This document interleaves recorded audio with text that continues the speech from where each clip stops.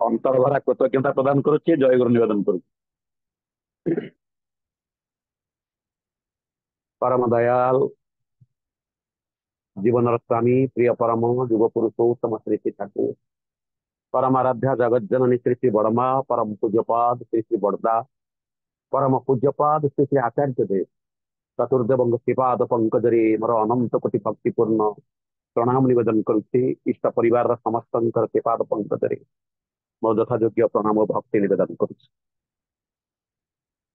आज आमर ए भक्ति तरंग आनुकूल्य सत्संग आवाज सत्संग ये सत्संग युक्त हो सत्संग को सुंदर भाव आरंभ एपर्यंत सुंदर भाव परिचालित कर संचालक महाशय परिचालक महाशय ए संध्या आभाती सत्संग अध्यक्ष सत्संग युक्त होता अन्य समस्त विज्ञ प्राज्ञ अभिज्ञ वर्षान वरिष्ठ ऋतिक देवता मंडली अधर्य जातक कर्मी मंडली प्राणर गुरुभता मंडली भक्तिमती स्नेहमयी जननी कूल सत्संग प्रेमी सत्ता प्रेमी जीवन प्रेमी समस्त सज्जन मंडली छोट छोट पिलाए समस्त को अंतर जय गुरु निवेदन करुच्ची। आज मोर परम सौभाग्य मु आपण मान गहन किसी समय ए प्रिय परमंकर भाव अवगाहित हबार अपूर्व सुजोग लाभ कर सर्वप्रथमे आमर हृदयानंद पंडादा ए संदेश देकर चिर मंगल परम पिता निकट प्रार्थना रखुची। आम जो मैंने सत्संग युक्त अच्छे परम पिता समस्त मंगल विधान करता जो मान मानसिक युक्ततार उत प्रचेषार साधु उद्यम आभाई सत्संग वास्तव वास्तवायित हो उठुची। परम पिता से व्यक्तिगत जीवन ठार शारीरिक जीवन पर्यंत सर्वमंगल विधान कर प्रभु पाखे मोर यही प्रार्थना। प्रतिदिन ठाकुर को केन्द्र कर आभाई सत्संग आलोचनार चक्र आम प्रतिदिन श्रवण कर युक्त होते। आज से क्रम टैक्स दिखाई परीक्षा देवा पड़ो परीक्षा प्रश्न पाइला खातार उत्तर लिखा हुए तेणु प्रश्न आज दिया ठाकुर एक बाणी चाहानी तुमर मधुर कर मधुरे कुह कथा चलनी तब मधुर करी घुंचाओ सबुरी व्यथा।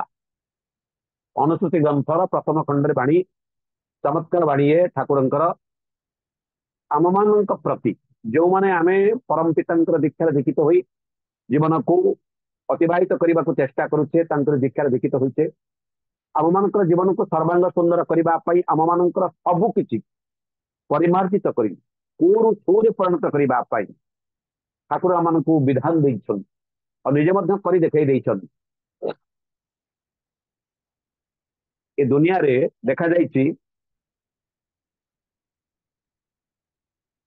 माने परस्पर भितर भाव विनिमय पाई जेते सबू संकेत इंगित अच्छी कार्य अच्छी आमे माने न बुझी पारिले मध्य मनीष को छाड़देले अन्य पशुपक्षी मानकर कीट पतंग मानकर भली भाव से भितर चाहणी अच्छी भितर भाव दियानिया अच्छी कथबार्ता होते एसबू कथा से बुझती किंतु मनीष पाखक आसिले अन्य कथा आम कहले अन्य माने कौन कथबार्ता होती से कथा क्या शुभे ना हे तो दुईटा पक्षी पक्षी दंपति कपथ दंपति से परस्पर भितर भाव दियानिया होती परस्पर को चाहते मन आनंद भरपूर हो आम देखुचे देखिक उपलब्धि करुचे किंतु से कि कथबार्ता होती कौन करें जापारे शुणी पारे। तुम कहबार कथा पृथ्वी पृष्ठ जिते प्राणी अच्छा कीट पतंग आरंभ कर मनुष्य पर्यंत सर्वश्रेष्ठ प्राणी हूँ मनुष्य तार कारण प्रथम भागवत लिखाई परम पिता कथा मनुष्य देह दिव्य ज्ञान देखी संतोष भगवान एक नंबर दुई रे मनीष को आउ गोटे क्षमता दि जाइए जहाँ अन्य मान पाखरे परिदृष्ट मान हुए ना ତାହା ବିରଳ। ତାହା ହଉଛି ଏଇ କଥା, ଭାଷା ମାଧ୍ୟମରେ ନିଜର ମନର ଭାବକୁ ଅନ୍ୟ ନିକଟରେ ପହଞ୍ଚେଇବା, କଥାକୁ ସୁନ୍ଦର ଭାବରେ ପରିମାର୍ଜିତ କରି ପ୍ରୟୋଗ କରିବା ଏବଂ ଏ କଥାକୁ ଶବ୍ଦକୁ ସୁନ୍ଦର ଭାବରେ ସଜ୍ଜିତ କରି ବାକ୍ୟ ପ୍ରୟୋଗ କରିବା, ଶବ୍ଦ ପ୍ରୟୋଗ କରିବା, ସଙ୍ଗୀତକୁ ସଜେଇକି ଲେଖି ତାକୁ ତୋଳି ଧରିବା, ଏସବୁ କଥା ସମ୍ଭବ ହେଇଛି ଏଇ ମନୁଷ୍ୟ ମାନଙ୍କ ପାଖରେ। ଏଇ ବାଣୀର ଦେବତା ମନୁଷ୍ୟ ମଧ୍ୟ ତାର ସଜି ଆସିଛି। ଠାକୁର ମଧ୍ୟ ସ୍ୱୀକାର କରିଛନ୍ତି ମା ଭଗବତୀଙ୍କୁ, ବାଗ୍ଦେବୀଙ୍କୁ, ବାକ୍ୟ ଦେବୀଙ୍କୁ, ମା ସରସ୍ୱତୀଙ୍କୁ ଆମେ ପୂଜା ଅର୍ଚ୍ଚନା କରୁ ଏଇ ଶବ୍ଦକୁ ସୁନ୍ଦର ଭାବରେ ପ୍ରୟୋଗ କରିବା ପାଇଁ। ଶବ୍ଦ କିଭଳି ଭାବରେ ମଧୁର ହବ, ଏଇଟା ହଉଛି ପ୍ରଥମ କଥା। ଏଇ ମନୁଷ୍ୟ ତାର ମନର ଭାବ ଅନ୍ୟ ନିକଟରେ ପରିପ୍ରକାଶ କରିବାକୁ ହେଲେ ସେ କେତେ ଗୁଡିଏ କାର୍ଯ୍ୟଧାରା ଆପଣେଇ ନିଏ। ଅର୍ଥାତ୍ ଠାକୁର ଲେଖିଛନ୍ତି ଚାହାଣି ତବ ମଧୁର କର। ଏଇ ଚାହିଁବାରେ, ଚାହାଣି ମାଧ୍ୟମରେ ମନୁଷ୍ୟ ପରସ୍ପର ଭିତରେ ଭାଷା ବିନିମୟ, ତାଙ୍କର ଭାବ ବିନିମୟ କରନ୍ତି, ଯୋଉଟା କି ପଶୁ ପକ୍ଷୀ ଅନ୍ୟମାନେ କରୁଥିଲେ ଆମେ ବୁଝିପାରୁନେ। କିନ୍ତୁ ମନୁଷ୍ୟକୁ ଦେଖିଲେ ଗୋଟେ ପିଲାଟିଏ କଣ ଦୁଷ୍ଟ ହଉଛି, ମା ତାକୁ ଯଦି ରାଗିକି ଚାହିଁ ଦଉଛି ବା ବାପା ତାକୁ ରାଗିକି ଚାହିଁ ଦଉଛନ୍ତି, କିଛି କହୁନାହାନ୍ତି, ଖାଲି ଚାହିଁଦେଲେ ସେ ଚୁପ୍ କିନି ଅପସରି ଆସୁଛି, ସେ କାମ ଆଉ କରୁନି, ବିରତ ରହୁଛି। ଏଇ କାହାଣୀ ମାଧ୍ୟମରେ ମଧ୍ୟ ମନୁଷ୍ୟ ନିଜର ଭାବକୁ ଅନ୍ୟ ନିକଟରେ ପ୍ରକାଶ କରୁଛି। ତାପରେ ଆସିଛି ଏ କଥା, ଶବ୍ଦ। ଏଇଟା ହଉଛି ମନୁଷ୍ୟ ପାଇଁ ପରମ ପିତାଙ୍କର ଏକ ବରଦାନ ସଦୃଶ। ଏଭଳି ସ୍ପଷ୍ଟ ଭାବରେ ମନର କଥାକୁ, ଭାବକୁ ଅନ୍ୟ ନିକଟରେ ପ୍ରକାଶ କରିବା ଆଉ କୌଣସି ଇତର ଜନ୍ତୁଙ୍କ ଠାରେ ଏତେ ସୁନ୍ଦର ଭାବରେ ପରିଦୃଷ୍ଟମାନ ହୁଏ ନା। ଆଉ ମନୁଷ୍ୟ ଅନ୍ୟ ନିକଟରେ ଆପଣାର ହୋଇ ଉଠିବାର, ଅନ୍ୟମାନଙ୍କର ପ୍ରିୟ ପାତ୍ର ହୋଇ ଉଠିବାର, ଅନ୍ୟମାନଙ୍କ ନିକଟରେ ଗ୍ରହଣୀୟ ହୋଇ ଉଠିବାର ଯେତେ ମାଧ୍ୟମ ଅଛି, ଯେତେ କାର୍ଯ୍ୟଧାରା ଅଛି, ତନ୍ମଧ୍ୟରୁ ସର୍ବଶ୍ରେଷ୍ଠ କହିଲେ ଅତ୍ୟୁକ୍ତି ହେବ ନାହିଁ, ତାହା ହଉଛି ଏଇ ଶବ୍ଦ ବା ବାକ୍ୟ ପ୍ରୟୋଗ। ଅନ୍ୟ ନିକଟରେ ଆମମାନେ କିଭଳି ବାକ୍ୟ ପ୍ରୟୋଗ କଲେ, କିଭଳି କଥାବାର୍ତ୍ତା କଲେ, କିଭଳି ଆମର ବ୍ୟବହାର ପ୍ରଦର୍ଶନ କଲେ ଅନ୍ୟମାନେ ଆମକୁ ଗ୍ରହଣ କରିବେ, ମତେ ଗ୍ରହଣ କରିବେ, ମୋ ପ୍ରତି ଆନନ୍ଦ ଭାବ ପ୍ରକାଶ କରିବେ, ମୋ ପ୍ରତି ସନ୍ତୁଷ୍ଟ ରହିବେ, ଏସବୁର କଳା ମଣିଷ ପାଖରେ, ମଣିଷ ପାଇଁ ସୃଷ୍ଟି ହେଇକି ରହିଛି। କେମିତି କାହାକୁ କଥା କହିବ, ଗୁରୁଜନଙ୍କୁ କେମିତି କହିବ, ଶିକ୍ଷକଙ୍କୁ କେମିତି କହିବ, ଗୁରୁଙ୍କୁ କେମିତି କହିବ, ଛୋଟ ପିଲାଙ୍କୁ କେମିତି କହିବ, ସ୍ନେହର ଭାଷା କେମିତି, ସମ୍ଭାଷଣ କରିବ କେମିତି, ଆଶୀର୍ବାଦ କରିବ କେମିତି, ମଧୁର ଭାବରେ କଥା କହିବ କେମିତି, କଟୁ ଭାବରେ କଥା କହିବ କେମିତି, ଶାସନର ଭାଷା କେମିତି, ବିଭିନ୍ନ ପ୍ରକାର ଶବ୍ଦକୁ ପ୍ରୟୋଗ କରି ଆମେ ଆମର ଚଳନୀକୁ ଏଇଭଳି ଭାବରେ ଭାଗ ଭାଗ କରି। କିନ୍ତୁ ଯେତେବେଳେ ଆମେ ଆଜି ଯାହାଙ୍କୁ କେନ୍ଦ୍ର କରି এই ସତ୍ସଙ୍ଗର ଧାରା ଆଗକୁ ଗତି କରିଛି, ଯାହାକୁ ଆମେ ଜୀବନରେ ଗୁରୁପଦରେ ବରଣ କରିଛେ, ପ୍ରିୟ ପରମ ପିତାଙ୍କ ନିକଟକୁ ଆସିଲେ ଆମ ମାନଙ୍କର ଯେଭଳି ଚଳନୀ ପ୍ରଭୁ ନିଜ ଭିତରେ ସେ ଚଳନୀକୁ ଆପଣେଇ ନେଇ ସବୁ କରି ଦେଖେଇ ଦେଇଛନ୍ତି। କୌଣସି କିଛି ଭୁଲ ଭ୍ରାନ୍ତି ହେଲେ ଆମେ ମାନେ ଅନ୍ୟକୁ ଗାଳି ଦଉ, ଠିକ ସେଭଳି ଅନ୍ୟର କିଛି ଭୁଲ ହେଲେ ପ୍ରଭୁ ମଧ୍ୟ ଗାଳି ଦେଉଛନ୍ତି, ଠାକୁର ଗାଳି ଦଉଥିଲେ। ଆମ ମାନଙ୍କର ଆମେ ମାନେ ଅନ୍ୟକୁ କିପରି କଥା କହିବାକୁ ହବ, ବ୍ୟବହାର ପ୍ରଦର୍ଶନ କରିବାକୁ ହବ, ତା ମଧ୍ୟ ଠାକୁର କରି ଦେଖେଇ ଦେଇଛନ୍ତି। ଆଶ୍ଚର୍ଯ୍ୟ ଲାଗେ ଯାହାଙ୍କର ଇଙ୍ଗିତରେ ବିଶ୍ୱ ସୃଷ୍ଟି, ଯାହାଙ୍କର ଇଙ୍ଗିତରେ ବିଶ୍ୱ ପରିଚାଳିତ, ଯାହାଙ୍କ ଇଚ୍ଛାରୁ ବିଶ୍ୱ ସୃଷ୍ଟି, ସେ ବିଶ୍ୱାସ କରୁ ବା ନ କରୁ, ଏଟା ବ୍ୟକ୍ତିଗତ କଥା। ଆଉ ଠାକୁର ମଧ୍ୟ ପୁଣ୍ୟପତି ଠାରୁ ଆରମ୍ଭ କରି ସବୁ ଜାଗାରେ ଏହାକୁ ସ୍ୱୀକାର କରି ନେଇଛନ୍ତି। এইଭଳି ବିଶ୍ୱ ଯାହାଙ୍କର ଇଙ୍ଗିତରେ ପରିଚାଳିତ, ସେ ମାନେ ବସନ୍ତି ଭକ୍ତମାନଙ୍କ ଭକ୍ତ ପରିବେଶିତ ହେଇ ଠାକୁର ବସିଛନ୍ତି।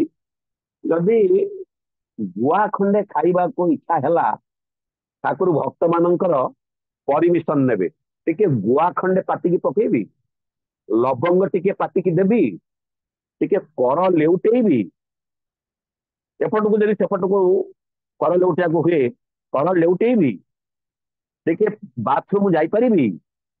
ଚିନ୍ତା କରନ୍ତୁ, ଯାହାଙ୍କୁ ଦର୍ଶନ କରିବା ପାଇଁ, ଯାହାଙ୍କୁ ଆମେ ମାନେ ଗ୍ରହଣ କରିଛେ କିଭଳି ଭାବରେ ସେ ଆମ ମାନଙ୍କ ନିକଟରେ କିପରି ଭାବରେ ଶବ୍ଦ ପ୍ରୟୋଗ କରୁଛନ୍ତି, ବ୍ୟବହାର ପ୍ରଯୁକ୍ତ ମାନ ତାଙ୍କର ହେଉଛନ୍ତି।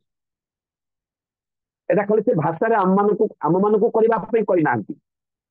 ଆମମାନଙ୍କୁ ଯାହା କହିଛନ୍ତି କରିବା ପାଇଁ ତାକୁ ସେ ନିଜେ କରି ଦେଖେଇ ଦେଇଛନ୍ତି। ସେଦିନ ତ ଔଷଧ ନେଇ ଯାଇଛି ଲୋକଟି, ଦେଇ ମାନେ ଭଲ ହେଇଯାଇଛି, ତାର ରୋଗୀ ପାଇଁ ଔଷଧ ନେଇ ଯାଇଛି।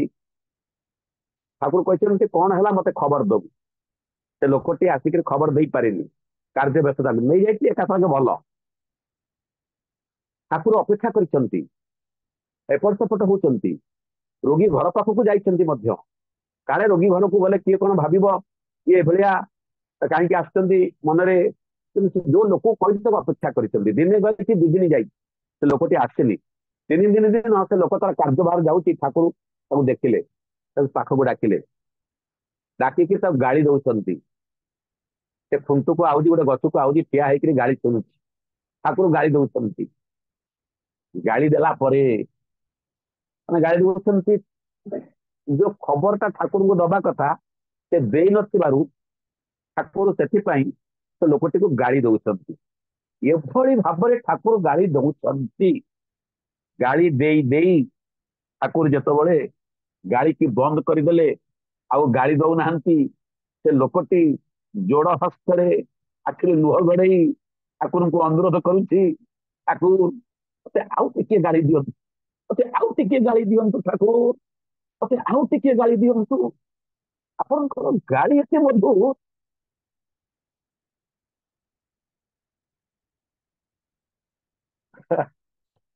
ଚିନ୍ତା କରନ୍ତୁ। ଯାହାର ଗାଳି ଶୁଣିବା ପାଇଁ ଲୋକ ମଧ୍ୟ ଉଦ୍ବୁଦ୍ଧ ହେଇକି ଅନେଇ ରହେ, ସେ ଗାଳିର ଭଙ୍ଗୀ କିପରି, ଶାସନର ଭଙ୍ଗୀ କିପରି, କଥା କହିବାର ଭଙ୍ଗୀ କିପରି, ଚାହାଣୀର ଭଙ୍ଗୀ କିପରି, ଯାହା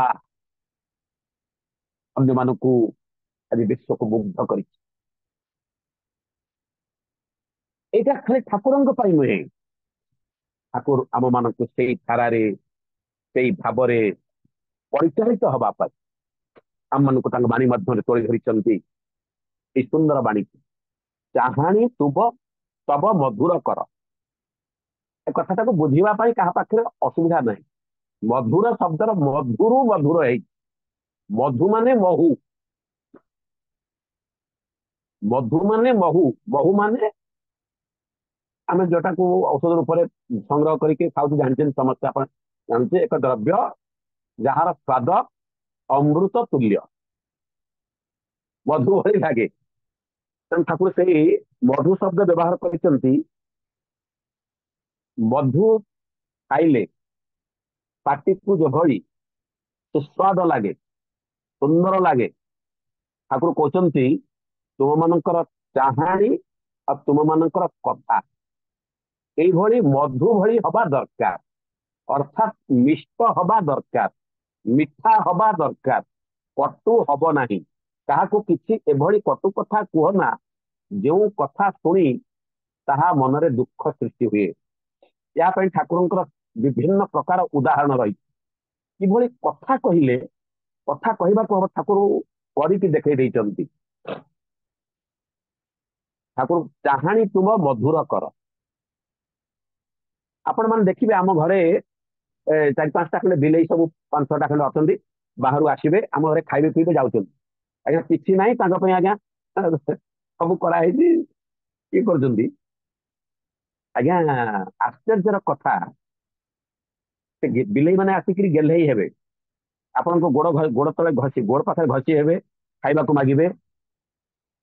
ଲକ୍ଷ୍ୟ ରଖିବେ, ଆପଣଙ୍କୁ ଯାହା ଘରେ ବିଲେଇ ଅଛି ଦେଖିବେ, ଯଦି ସେ ବିଲେଇ ଆପଣଙ୍କ ଆସିକି ଆପଣଙ୍କ ମୁହଁକୁ ଅନେଇ ଦେଲା, ଆପଣ ତାକୁ ଯଦି ରାଗିକିରି ଅନେଇ ଦେବେ, ସେ ତତ୍କ୍ଷଣାତ୍ ସେ ବିଲେଇ ଗୋଟିଏ ନୁହେଁ, ଅନେକ ମୁଁ ପରୀକ୍ଷା କରିଛି, 8 10 କି 15 20 ବିଲେଇ ହବ, ଏମିତି ସବୁ ଧୀରେ ଧୀରେ ସବୁ ଯାଉଛନ୍ତି ଆସୁଛନ୍ତି। ଏମାନେ ଆପଣଙ୍କ ମୁହଁକୁ ଅନେଇ ଦେବେ। ଆପଣଙ୍କର ଚାହାଣୀ ଯଦି କଟୁ ହେଇଯାଇଛି, କଣ ସେ କେମିତି ଜାଣିପାରନ୍ତି, ଆଜ୍ଞା ଆପଣଙ୍କ ପାଖ ଛାଡି ପଳେଇଯିବେ ଦୌଡ଼ିକି। କିଛି ଆପଣ କଥା କହିନଥିବେ।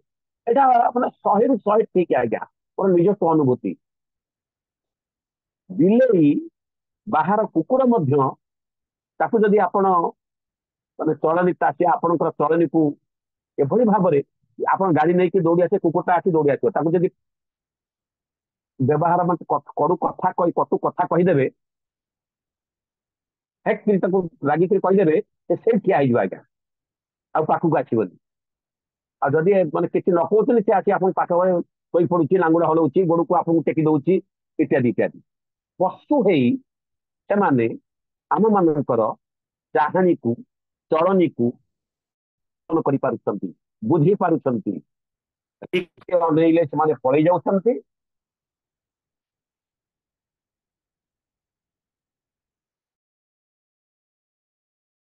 ଆଉ ମଧୁର ଭାବରେ ବ୍ୟବହାର ପ୍ରଦର୍ଶନ କରୁଛନ୍ତି, ସେ ଆପଣଙ୍କ ପାଖକୁ ପଳେଇ ଆସୁଛନ୍ତି।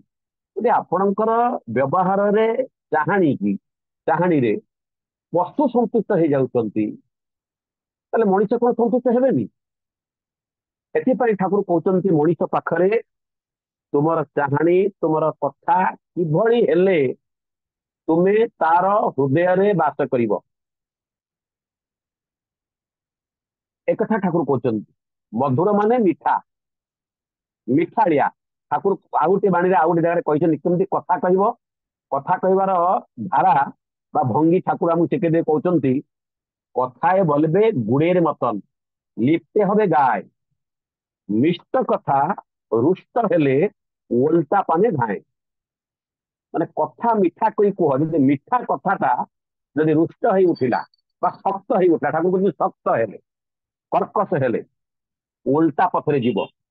ଆପଣ ରାଗିକିରି କାହାକୁ କଣ କହି କିଛି କାମ ହାସଲ କରିପାରିବେନି। ଯଦି ଭଲ କଥା କହୁଛନ୍ତି, ଭଲ ବ୍ୟବହାର ଦଉଛନ୍ତି, ତା ଦ୍ୱାରା ଆପଣଙ୍କର କାମ ହାସଲ ହେଇଯାଉଛି ଏବଂ ଅନ୍ୟ ନିକଟରେ ଆପଣ ଆଦରଣୀୟ ହେଇ ଉଠୁଛନ୍ତି। ବହୁ ଉଦାହରଣ ଠାକୁର ଦଉଛନ୍ତି, ବହୁ ଭାବରେ କହିଛନ୍ତି। ଆପଣ ଆମେ ସବୁ ଘରେ ଆମ ମାନଙ୍କର କାମ ଦାମ କରିବା ପାଇଁ ଅନ୍ୟମାନଙ୍କର ସାହାଯ୍ୟ ନଉ। ଘର କାମ କରିବା ପାଇଁ, ଚାଷ କାମ କରିବା ପାଇଁ କିଛି ଲୋକ ଘରେ ରହନ୍ତି ଏବଂ କିଛି ମଧ୍ୟ ଚାଷ କାମ କରିବାକୁ ଆମେ ସାଙ୍ଗରେ ନେଇକି ଯାଉ, ଭଲ ମନ୍ଦ କରୁ। ତ ହଳ କରିବାକୁ ଲୋକ ମଧ୍ୟ ଯାଆନ୍ତି। ଏବେ ତ ହଳ ଲଙ୍ଗଳ ଉଠିଗଲାଣି। ଯାହା ହଉ, ଏଇ ଯୋଉ ସବୁ କଥାରେ ମନେ କରନ୍ତୁ ଆପଣ ଜଣଙ୍କୁ ରଖିଛନ୍ତି ଚାଷବାସ କରିବା ପାଇଁ, ଆଗର ବ୍ୟବସ୍ଥା ମୁଁ କହୁଛି, ଆଗ ବ୍ୟବସ୍ଥା ଠାକୁରଙ୍କ ସମୟର କଥା ମୁଁ ତୋଳି ଧରୁଛି। ଏବେ ତ ଧୀରେ ଧୀରେ ଗାଁ ଗହଳିରୁ ହଳ ଲଙ୍ଗଳ ଉଠିଗଲାଣି, ତଥାପି ଅଛି କେତେ ଜାଗା। ମନେ କରନ୍ତୁ ଆପଣ ଜଣଙ୍କୁ ରଖିଛନ୍ତି, ସେ ହଳ କରିକି ଫେରିଛି, ପ୍ରଚଣ୍ଡ ଖରା, ହଳ କରି ଆସିଛି, ବଳଦଙ୍କୁ ବାନ୍ଧି ଦେଇଛି, ପିଣ୍ଡାରେ ବସି ପଡିଛି। ଆପଣ କୁଆଡେ ଯାଇଥିଲେ, ପଳେଇ ଆଇଲେ। କଣ ହେଲା, କେତେବେଳେ ଆଇଲଣି? ନା ଏଇଟା ଆସିଛି ଆଉ। ବସିଛୁ କାହିଁକି? ବଳଦଙ୍କୁ ଖାଇବାକୁ ଦେଇଦେଇଛୁ? ନା ନାଇଁ, ଜଷ୍ଟ ବାନ୍ଧିକି ବସି ଯାଉ। ତ ବାଧା ହେଇଗଲା, ବସି ପଡିଲୁ। ପଇସା ନେବୁ ହାଡେ ହାଡେ, ଦେଖିଲାକୁ ବସିବୁ ବିଶ୍ରାମ ନେବୁ। କାଇଁ ପଇସା ନେଲାକୁ ତ ବସୁନୁ। ଆପଣ ପଇସା ଦଉଛନ୍ତି, ପଇସା ଦେଲେ ନେଇକି ନଉଛି ବୋଲି ତାକୁ କାମରେ କରୁଛନ୍ତି, ସେ ଆସି ବସି ବସି ଆପଣ ଏଭଳି କଥା କହିଲେ। ଗଲା, ବଳଦଙ୍କୁ ଖାଇବାକୁ ଦେଲା, ନଈକି ଗାଧେଇ ଗଲା। ଆମ ଠାକୁରଙ୍କର ପାଖରେ ତ ନଈ, ଆମ ଗାଁର ନଈକୁ ଆମେ ଖାଇକିରି ହାତ ଧୋଉ ନଈରେ ମଧ୍ୟ, ଏଭଳି ପାଖ ନଈରେ ଚିତ୍ରତୋଳା ନଦୀ କୂଳରେ ନଦୀକି ଗଲା ଗାଧେଇବାକୁ। ଅନ୍ୟମାନେ ସବୁ ଗାଧଉଛନ୍ତି, ତା ମନଟା ଦୁଃଖ ହେଇଯାଇଛି, ହାଣ୍ଡି ଭଳିଆ ହେଇଛି ମନଟା। ଅନ୍ୟ ଘରେ ଥିବା ଜଣେ ଲୋକ ତାକୁ ପଚାରିଲା, ଭାଇ ଏଠି ମନଟା କାହିଁ ତୋର ଦୁଃଖ କଣ ହେଇଛି କି?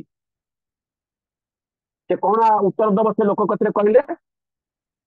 ସେ କହିବ, ଯୋଉ ଏମିତିଆ ମୁଁ ଦେବତା ଭଳିଆ ଲୋକ ଘରେ ରହିଛି ଯେ ଭାଇ ଖରାରୁ ଆସିକି ବସି ଯାଇଛି, ତେଣୁ ଆସିକି ଯୋଉଭଳି ଗାଳି ମତେ ଦେଲା, ଆଉ କହିବାର କଥା ନାହିଁ ଭାଇ। ମାନେ ପରିବାର ପୋଷିବା ପାଇଁ ତା ଘରେ ରହିଛି, ମୁଁ ପଇସା ନେଉଛି ସତ, କିନ୍ତୁ ଭାଇ ସେ ଏମିତି କଥା କହିଲା, ଦେବତା ବୋଲି ଭାବିବନି? ସିଏ ଭାବିବ? ଚିନ୍ତା କରନ୍ତୁ। ଆଚ୍ଛା, ଏଇଭଳିଆ ହାକିମ କଥା କହି, କଡା କଥା କହି ମୋର କିଛି ଲାଭ ହେଲା? ଲାଭ ହେଇନି। ଆସି ବସି ଯାଇଛି, ମନେ କରନ୍ତୁ ମୁଁ ଆସିଲି, ପଚାରିବି କେତେବେଳେ ଆସି ନାଇଁ କିଣା, କଣ ହେଲା? ନା ୟା ହେଇଛି। ଆଉ ସବୁ ବଳଦ ମାନେ ସବୁ ବଳଦଙ୍କୁ ଖାଇବାକୁ ଦେଇଦେଇଛୁ ନା ନାଇଁ? ନା ହଉ ଠିକ ଅଛି, ଭୀଷଣ ଖରା ହଉଛି, ଏତେ ପରିଶ୍ରମ କଲୁଣି, ଆଉ ଯାଇକିରି ସେ ଗାଧ ପାଦ ସାରି, ବଳଦଙ୍କ କାମ ସାରି ଟିକେ ଆସିକିରି ଖାଇକିରି ବିଶ୍ରାମ ନେ, ଭଲ ଲାଗିବନି? କଥା ଏକା, ରାଗିକିରି ହାକି ମାତି ଦେଖାଇ କଥା କହିଛନ୍ତି, ପଇସା ନେବୁ ହାଡେ ହାଡେ, ଆଉ ଯାହା କଥା କହିଛନ୍ତି।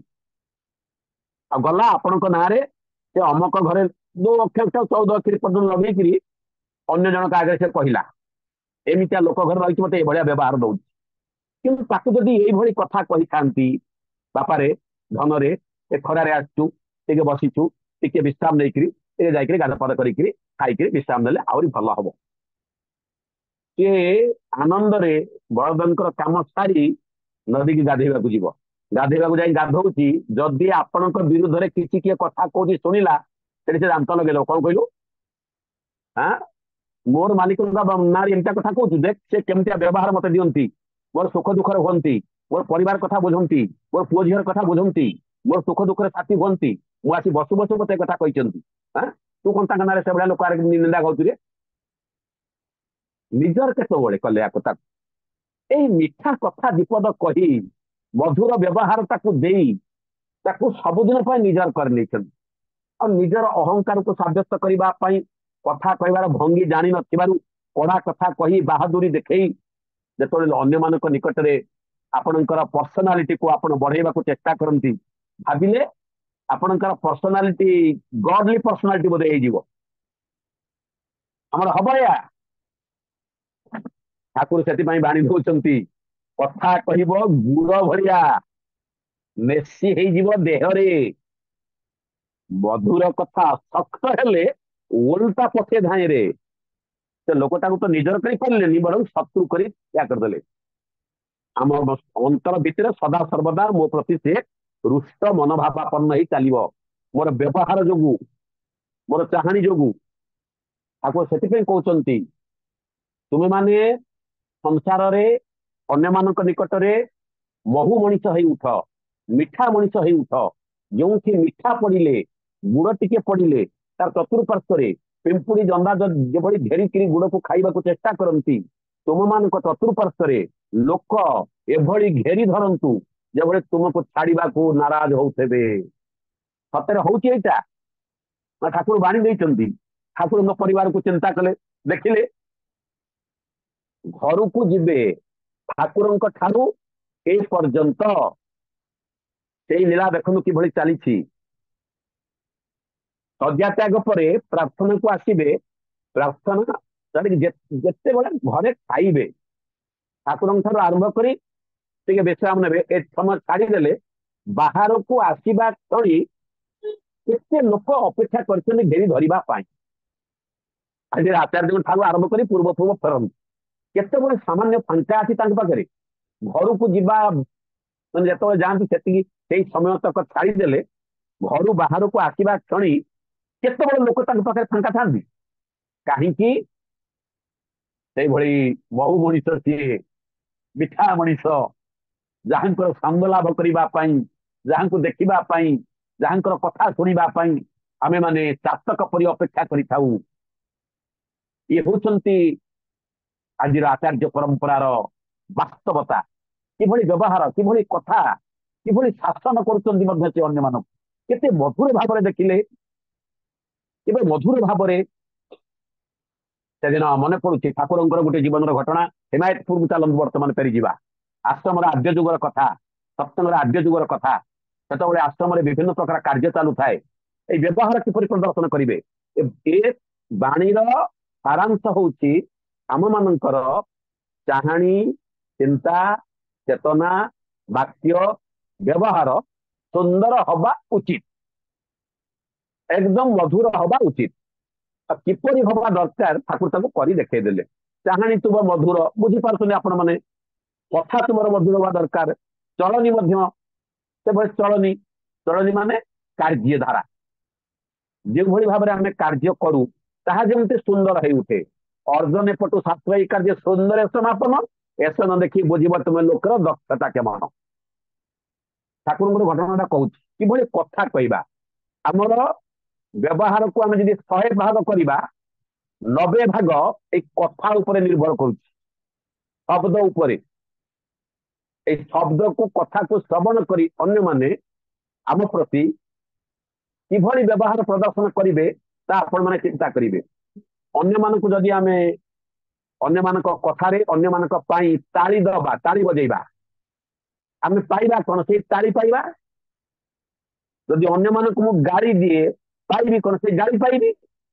ମାଲିକ ତାର ଚାକରକୁ ବା ତାର ଘରେ ରଖିଥିବା ଲୋକଟାକୁ ଗାଳି ଦେଲା, ପାଇଲା କଣ? ଗାଳି ପାଇଲା।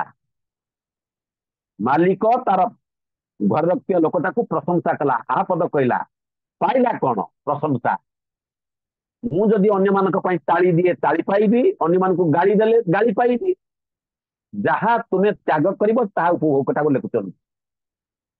ସେଥିପାଇଁ ଠାକୁରଙ୍କର ବାଣୀ ଭିତରେ ସାରାଂଶ ହଉଛି ଯେ ଆମ ମାନଙ୍କର ଚିନ୍ତା, ଚେତନା, ଚାହାଣୀ, ଚଳନୀ ସର୍ବୋପରି ବାକ୍ୟ, ଶବ୍ଦ ପ୍ରୟୋଗର ଧାରା, ବିଧାନ ସୁନ୍ଦର ହବା ଦରକାର, ମଧୁର ହବା ଦରକାର, ଯାହାକି ଅନ୍ୟ ହୃଦୟରେ ରେଖାପାତ କରିବ, ଆନନ୍ଦର ଭାବ ସୃଷ୍ଟି କରିବ।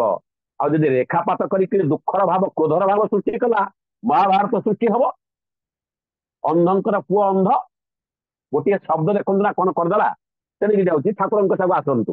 ସେଦିନ ହିମାୟତପୁର ଘଟଣା, ଅପରାହ୍ନ ସମୟ, ସୂର୍ଯ୍ୟାସ୍ତ, ଠାକୁର ପଦ୍ମ ଆଡକୁ ଅନେଇକିରି ବସିଛନ୍ତି। ଦେଖିଲେ କାମ କରୁଥିବା ମିସ୍ତ୍ରୀ ଲୋକଟି ଠାକୁରଙ୍କ ପାଖକୁ ଆସି ଠାକୁରଙ୍କ ପାଖକୁ ଆସିଗଲା। ଆସିକିରି ସିଧା ସିଧା ଠାକୁରଙ୍କୁ ଶୁଣଉଛି, କହୁଛି ଆଜ୍ଞା ମୁଁ ଆଉ କାଲିଠାରୁ କାମକୁ ଆସିବିନି। ଆଶ୍ରମ ସହିତ କାମ ଚାଲିଛି, ବହୁ ସବୁ ପ୍ରକାର କାମ ଚାଲିଛି, କାମରେ ଯୁକ୍ତ ଅଛି ମିସ୍ତ୍ରୀଟିଏ। ଆରେ ଠାକୁରଙ୍କୁ ସିଧାସଳଖ ନାହିଁ କରିଦେଲା, ଠାକୁର ମୁଁ ଆଉ କାଲିଠାରୁ କାମକୁ ଆସିବିନି। ନା କାହିଁ, କଣ ହେଲା? ନା ଆପଣ ତ ପଇସା ଦବାକୁ କ୍ଷମତା ନାହିଁ, ଏଇଭଳି କହୁଛି ସିଏ। ପଇସା ତ ଦେବେନି, କାମ କାହିଁ କରେଇବେ ଆମକୁ? ନା କଣ ହେଲା? ନା ଅଫିସକି ଯାଇଥିଲି, ସିଧା ସିଧା ନାହିଁ କରିଦେଲେ, ଆଜି ପଇସା ନାହିଁ ବୋଲି। ମୁଁ କାମ କରିବାକୁ ଆସିବି, କାଲି ଆସିନି କାମକୁ, ଆପଣଙ୍କ କାମ ହେଲେ ହଉ ନହେଲେ ନାହିଁ। ଠାକୁର କହିଛନ୍ତି ଆରେ ଶୁଣ ଶୁଣ ଶୁଣ, କଣ କିଏ କହିଲା ଶୁଣ। କାମଟା ବନ୍ଦ କରିଦେଲେ ଆଉ କଣ କାମଟା ଶେଷ ହବ? ମୋର ହେଇପାରିବନି, ମୋର ଅସୁବିଧା। ଆଉ ତମେ କାମ କରିଥିଲେ ତୁମର ଯୋଉ ଉଦ୍ଦେଶ୍ୟ ପାଇଁ ଆସିଛ କାମ କରିବା ପାଇଁ, ତା ବି ପୂରଣ ହେଇଥାନ୍ତା ନା? କୋଉଠି ପୂରଣ ହଉଛି? ପଇସା ଦଉନାହାନ୍ତି ଆଉ। ନା ଆଚ୍ଛା, ଆଜି ଯୋଉ ପଇସା ନବ ନେଇକିରି କଣ କରିଥାନ୍ତ? ନା ମୋ ଘରେ କିଛି ନାହିଁ ନା, ତେଲ ଲୁଣ ଭଲ ମନ୍ଦ ପରିବା ପତ୍ର ସବୁ ନେଇକି ଯାଇଥାନ୍ତି ପିଲା ଛୁଆଙ୍କ ପାଇଁ। ନା ପିଲା ଛୁଆଙ୍କ ପାଇଁ ଚାଉଳ ଦରକାର, ଡାଲି ଦରକାର, ପନିପରିବା ଦରକାର, ଯାହା ଯାହା ଦରକାର ଖାଇବା ପାଇଁ ସେୟା ଦରକାର, ତ ପଇସା ଦେଇକି ସେୟା କିଣିଥାନ୍ତ ନା ନାଇଁ? ନା ହଁ। ନା କଣ ପଇସାକୁ ଖାଇଥାନ୍ତ? ନା ଆପଣ କିଏ ଅଖାଡୁଆ କଥା କହୁଛନ୍ତି, ପଇସାକୁ କଣ କିଏ ଖାଏ? ପଇସା ତ ପାଇଲେ ଆମେ କରିବୁ ନା। ଯଦି ମୁଁ ତୁମର ପରିବାର ପାଇଁ, ପିଲାମାନଙ୍କ ପାଇଁ ଡାଲି ଚାଉଳ ଲୁଣ ତେଲ ସବୁ ବ୍ୟବସ୍ଥା କରିଦିଏ, ଦେଇଦିଏ ତମକୁ, ସେ କିନି ଆଜ୍ଞା କଥା ତାର ଯୋଉ ରାଗର 100 ମାତ୍ରାରେ ଥିଲା, ଆଜ୍ଞା 50% ଡାଉନ ହେଇଗଲା। ହେଲା କଣ କହିଲେ? ଠାକୁର କହିଲେ ହଁ ମୁଁ ଜାଣେ ତୁମେ ଏଇଥିପାଇଁ କାମ କରୁଛ, ତୁମ ଘରେ ଅସୁବିଧା, ତୁମେ ନେଲେ, ତୁମର ପିଲାମାନେ ଅପେକ୍ଷା କରିଛନ୍ତି, ତୁମର ସ୍ତ୍ରୀ ଅପେକ୍ଷା କରିଛି, ତୁମେ ଏଠୁ ବଜାରରୁ କିଣିକିରି ନେଲେ ସେମାନେ ପିଲାଙ୍କ ପାଇଁ ରୋଷେଇ କରିବ, ଖାଇବାକୁ ଦବ, ପିଲାମାନେ ଭୋକରେ ଅଛନ୍ତି, ମୁଁ ସବୁ ଜାଣେ। ଆଜ୍ଞା ଠାକୁର ଜାଣନ୍ତି ନା, ସେଇଥିପାଇଁ ମୁଁ ତୁମ ପାଇଁ ଡାଲି ଚାଉଳ ତେଲ ଲୁଣ ଯାହା ଯାହା ତୁମ ପରିବାରର ଦରକାର ସବୁ ଯୋଗାଡ଼ କରି ରଖିଦେଇଛି। ବଙ୍କିମ କତିକି ଯାଅ, ତାଠାରୁ ସବୁ ନେଇଯିବ। ଆଖି ଲୁହ ଗଡ଼ି ପଡୁଛି ସେ ଲୋକର। ତାକୁ ଆପଣଙ୍କ ପାଖକୁ ଆସିଲେ ଠାକୁର ଏଇଠି କଥାରେ ବାଧା ଦେଇ କହିଲେ, ଆଉ ଗୋଟିଏ କଥା ଦେଖ, ତୁମେ ସବୁ ଘରେ ଦେଇ ଆସିବ, ଦେଇ ଆସିକିରି ରାତିରେ ଆଜି ଯଦି କାମଟା ଟିକେ କରିଦିଅନ୍ତ, କାଲି ସକାଳକୁ କାମଟା ସରିଯାଆନ୍ତା, ଭଲ ହନ୍ତା, ଟିକେ କାମଟା ଶୀଘ୍ର ସରିଗଲେ ଆଉ ସବୁ କିଛି ହନ୍ତା। ନା ଠାକୁର ଠାକୁର ପୁଣି କହୁଛନ୍ତି, ସେ ଠାକୁର ଯେତେବେଳେ ଉଚ୍ଚାରଣ କରୁଛେ ଠାକୁର କହୁଛନ୍ତି ଆଚ୍ଛା ଆଗରେ କଣ ଦେଖୁଛ? ନା ପଦ୍ମା ନଦୀ। ନା ବର୍ତ୍ତମାନ ପଦ୍ମା ନଦୀରେ କଣ? ସବୁଦିନ ଜୁଆର ଆସେ, ସେ ବି କହୁଛି ବର୍ତ୍ତମାନ ପଦ୍ମା ନଦୀରେ ଭଟ୍ଟା ପଡିଛି, ଜୁଆର ନାଇଁ ନା? ନା ନାଇଁ ଆଜ୍ଞା। ନା ଭଟ୍ଟା ପଡିଛି, ଜଳସ୍ତର କମି ଯାଇଛି ନା? ହଁ। ନା ଜୁଆର ଆସିବ ନା ଆସିବନି? ନା ହଁ ଆଜ୍ଞା ଜୁଆର ଆସିବ। ଆସିବନି କେମିତି? ନା ଠିକ ସେଇଭଳି ମୋର ଟିକେ ବର୍ତ୍ତମାନ ମୋ ଅବସ୍ଥାରେ ଭଟ୍ଟା ପଡିଛି, ଆଉ ଏଇ ଭଟ୍ଟା ଅବସ୍ଥା ମୋର କଣ ସବୁଦିନ ରହିବ? ଜୁଆର କଣ ଆସିବନି? ତୁମକୁ ମୁଁ କଣ ପଇସା ଦେବିନି? ଲୋକଟା ଠକ୍ ଠକ୍ ହେଇ କାନ୍ଦୁଛି। ଠାକୁରଙ୍କୁ ଗୋଟରେ ପଡିଯାଇ ଗୋଟେ ଠାକୁର ମୋର ଭୁଲ ହେଇଯାଇଛି, ମୁଁ ଯାଉଛି ସବୁ ନେଇ ଘରେ ଦେଇ ଆସି ଆଜି ରାତିରେ ରାତି ସାରା କାମ କରି ରାତି ପାଇବା ପୂର୍ବରୁ କାମଟାକୁ ସାରି ଦେଇଥିଲା। ଠାକୁର ଆପଣଙ୍କ ପାଖକୁ ଆସିଲେ ଆପଣଙ୍କର ଯେମିତି କଥାବାର୍ତ୍ତା ଆପଣ କହୁଛନ୍ତି, କାହିଁ ସେମାନେ ତ କହୁନାହାନ୍ତି। ସେମାନଙ୍କ ପାଖକୁ ଗଲେ ମଥାକୁ ରାଗ ଚଢିଯାଏ, ଆଜ୍ଞା କଣ ନାହିଁ କଣ କହିଦେବାକୁ ହୁଏ। ମୁଁ ସେଇ ଭାବରେ ଆପଣଙ୍କ ପାଖକୁ ଆସିଥିଲି। ଠାକୁର ଟିକେ ହସି ଦେଇ କହୁଛନ୍ତି, କଥାରେ ଯେତେବେଳେ ଇଆଡୁ ତାରୁ ଭାବନା ଆସିବ, ରାଗ ଆସିବ, ଅସ୍ଥିର ଭାବ ଆସିବ, ଅସଙ୍ଗତ ଭାବ ଆସିବ, ମୋ କତିକି ପଳେଇ ଆସିବୁ। ଏଇ ମାଧ୍ୟମରେ ଠାକୁର ଆଜି ଆମ ସମସ୍ତଙ୍କୁ ଆହ୍ୱାନ କରୁଛନ୍ତି, ଆପଣ ମାନେ ପ୍ରତି ନିଜର ମନର ଉରିମାନାକୁ ମେଣ୍ଟେଇବା ପାଇଁ ଏଇ ଦମ୍ଭକୁ, ଗର୍ବକୁ, ଅହଙ୍କାରକୁ, ଅସାରତାକୁ, ଅସଭ୍ୟତାକୁ, ଅସ୍ଥିର ଭାବକୁ, ଅନିୟନ୍ତ୍ରିତତାକୁ ଦୂରେଇ ଦେବା ପାଇଁ ଆସନ୍ତୁ ଠାକୁରଙ୍କ ପାଖକୁ। ଠାକୁରଙ୍କ ସହିତ ଯୁକ୍ତ ହବା, ତାଙ୍କରି ବିଧାନରେ ବିଧୃତ ହେଇ ଉଠିବା। ଆଜି ଯୋଉ DP ୱାର୍କର ଡକରା ହେଇଛି, ଯାହା ନିକଟକୁ ଯିବା, ତାକୁ ଏଭଳି ବ୍ୟବହାର ପ୍ରଦର୍ଶନ କରିବା, ଏଭଳି କଥା କହିବା, ଏଭଳି ଚାହିଁବା, ଏଭଳି ଚଳନୀରେ ପ୍ରଦର୍ଶନ କରିବା, ସେ ଯେମିତି ମୁଗ୍ଧ ହେଇ ଉଠେ। ତାହେଲେ DP ୱାର୍କ ସାର୍ଥକ ହେଇ ଉଠିବ। ହାକିମାଟିରେ ନୁହେଁ, ହୁକୁମରେ ନୁହେଁ, ଅନୁରୋଧରେ। ଅନୁରୋଧ କରି ଆଚର କ୍ଷମା, ହୁକୁମ ନ କର।